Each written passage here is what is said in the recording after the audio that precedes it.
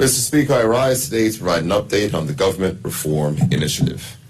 In the government's 2017 platform, we committed to reforming the public service, and as we have shown time and time again, this government follows through on its commitments to the electorate. Mr. Speaker, honorable members will recall learning about the strategic planning framework for government reform, which was tabled in this honorable House on the 1st of March, 2019.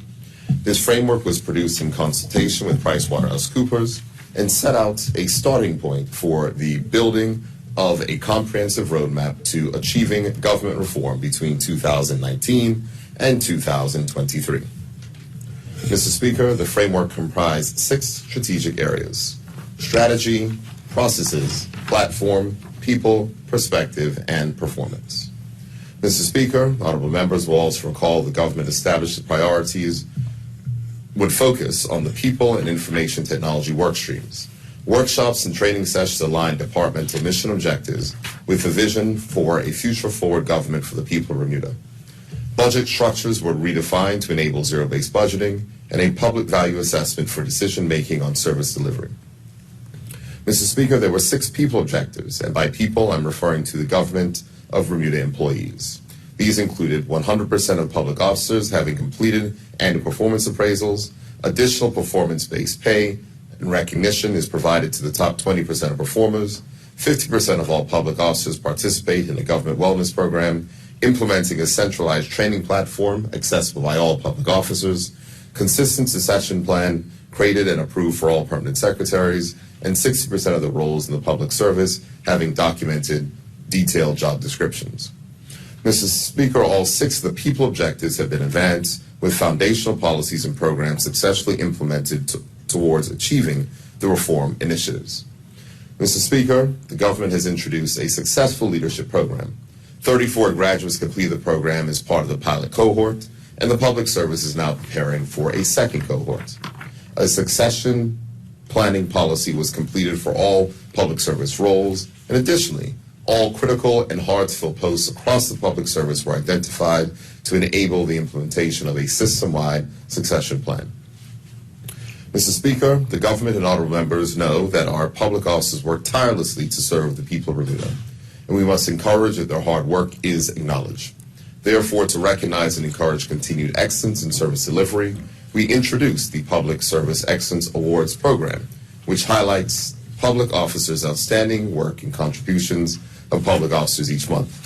I'm proud to personally participate in the award ceremony each month at the Cabinet Office, where I meet with the recipient and the head of the public service to commend them on their outstanding work.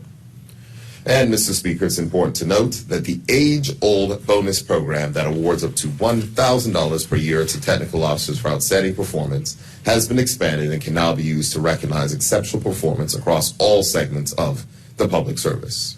Additionally, Mr. Speaker, we created an online appraisal process and provided an inventory of learning and development programs accessible to all public officers. Mr. Speaker, in keeping with the people focus and the wellness initiative, continue to deliver programs in health and well-being to officers. To date, there have been over 13 initiatives and close to 1,500 public officers participating in group challenges to encourage healthy lifestyles. Mr. Speaker, each of the policies and programs that have been advanced or implemented represent a necessary foundational building block towards government reform and a more efficient and effective public service. Mr. Speaker, there were 8 information technology objectives. The public health crisis that we experienced in 2020 proves to be a significant disruptor in this area. And while paperless 2023 was an original core objective, planned resources were required to be redirected to support the immediate needs of providing contactless services to the community. More than 80 digital forms and applications have been released to the public since 2019. Mr. Speaker, with the exception of COVID-specific forms and apps, most of the 80 remain a core part of the current delivery model, with new web-based applications and forms coming online to support operations. Meanwhile, a digital strategy was completed and work is currently advancing on the delivery of a unified payment gateway for the government to support end-to-end online payments and reconciliation for all government departments.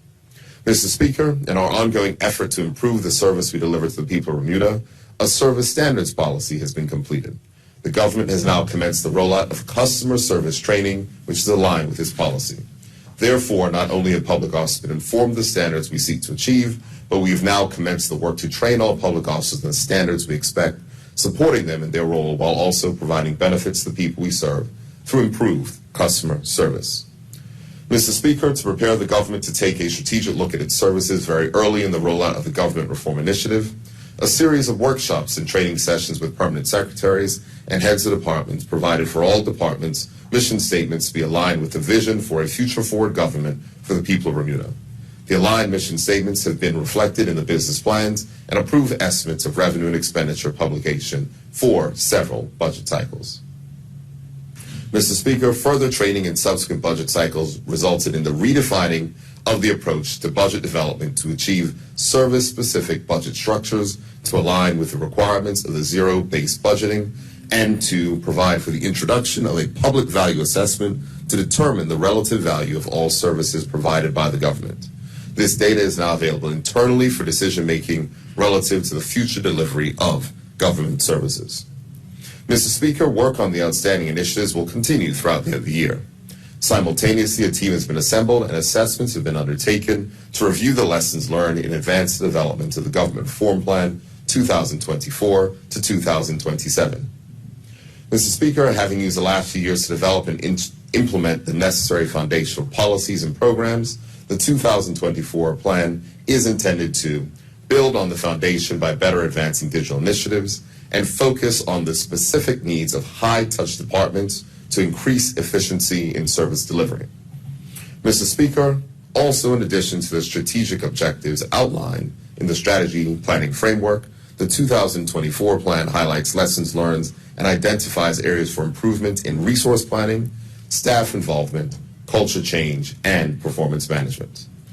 Mr. Speaker, technology is expected to drive change in the future, and about 20 customer-facing departments will be prioritized and are expected to be among the early cohort to deliver end-to-end digital services. Mr. Speaker, to support these endeavors, a well-trained and talented workforce will be required, and both existing employees and new recruits to fill critical roles will drive the process.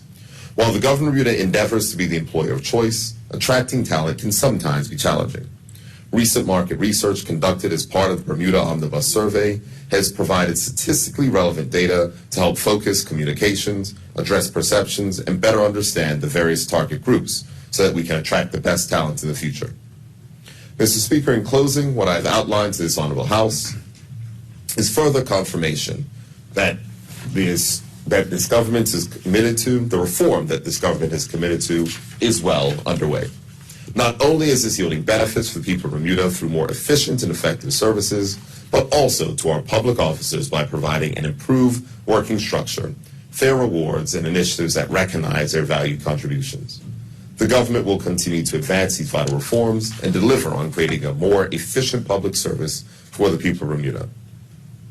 Finally, Mr. Speaker, I would like to take a moment to thank Dr. Derek Binns, head of the Public Service, who has been leading this reform and who is today serving his last day as a public officer. He is retiring after 37 years of service in which he's held roles including Permanent Secretary and Cabinet Secretary. On behalf of the government, I thank Dr. Binns for his leadership, his devoted work, and the decades that he's given to the public service. Thank you, Mr. Speaker.